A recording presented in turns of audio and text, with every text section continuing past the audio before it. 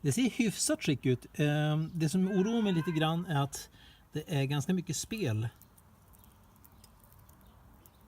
här.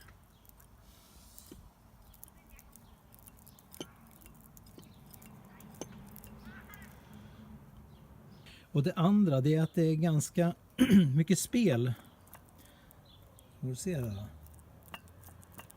mellan gjutgodset och maströret. Man kanske måste sätta dit en tunn fixa dit ett plastlager. Jag vet inte om det har varit plastlager ursprungligen. Sen låser inte den här fjädern räcker inte till för att låsa låsesprinten här. Så att här rör det sig lite grann. Så man måste liksom manuellt dra till den här för att det ska tajta till. Fjädern räcker inte till. Jag måste plocka isär och kolla. Möjligtvis är den här sliten. Så att accenten inte räcker till. Eventuellt så sprinten lite nött på insidan. Ja.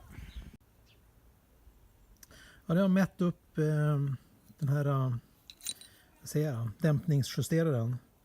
Så hålet är 8,3 här. Hålet i änden är 8,3 mm och sprinten är 7,8. Det är ganska stort spel tycker jag. Men man ser inte att det är att den är nött på insidan. Eloxeringen är kvar. Det är bara lite grann bortnött i kanterna. Så att, jag tror inte att det är det som är problemet. Och uppenbarligen så kan ju inte vara det rostfria stålet. Det kan ju inte ha nötts mer än den här aluminiumpinnen. Det är svårt att tro. Så det har väl varit så ända sedan början då. Så det kanske ska vara så glappt. Eller? Ja, toppen på maströret, det ser man tydligt att det är slitet på insidan. Men det är nästan ingen skillnad i diameter. I rundheten är bra. Så det skiljer bara någon tiondels millimeter. Så det är bara färgen som är bortnött. Inte mycket mer alltså. Det skiljer bara 2 tiondels millimeter i diameter på den här ledden då och den här.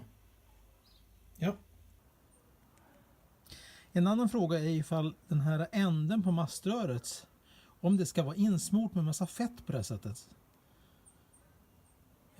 Eller om det borde finnas någon typ av delrin-skims eller någonting, något lager här istället. Det glappar väldigt mycket.